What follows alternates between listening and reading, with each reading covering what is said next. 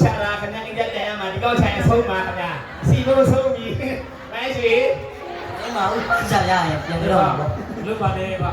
ဒါတော့မင်းကိုယ်ကိုသားလေးဟာ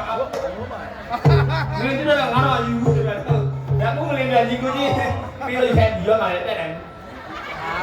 ထိန်းတယ်နဲ့တို့ရှင်တော်နှစ်ယောက်တော့ဒီပွဲရောက်မှစုချလေးပါလေးရတယ်ဗျာသပင်းကြီးတက်လိုက်လားဘယ်ဆိုင်ရလာတာလို့ကြီးဟောအလူတကာတို့ဆိုင်တစ်ခါသာလို့တယောက်9000ဒီတဲ့ဟုတ်ပြီဆိုင်ခဏလားခဏခဏလေးနော်ဒီခါလေးပါတော့နော်ဟုတ်ကဲ့ဒီချာလေးပတ်စပိုင်ခဏခဏလာခဲ့ပြီလား9မိနစ်ချာလာခဲ့ပြီလားတန်းတက်လာခဲ့ကြီးရကြတယ်ပါပဲတကယ်โอเคပါကျေးဇူးတင်ပါတယ်နော်ဦးလေးနဲ့နာမည်လို့ရင်အောင်ခိုင်နေမချောင်းညမချောင်းအောင်ခိုင်တို့ကြောင်းနဲ့ဝါအောင်ယောက်ျားကြည့်ပါတော့သူ့ကြီးကြည့်လိုက်ရသူ့ကြီးလေးကြည့်လိုက်သူ့ကြီးကြည့်လိုက်သူ့ကြီးကငါလို့ကြီးဟဲ့အာလို့ကြီးဇမင်းတက်လို့ရှိအောင်မညက်ခဲနေကြည့်လိုက်နော်ကြီး လုတ်ပါလေပါ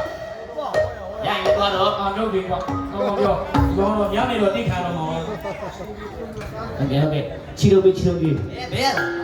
ရှိတော့မေးရှင်တော့တွေးကွာ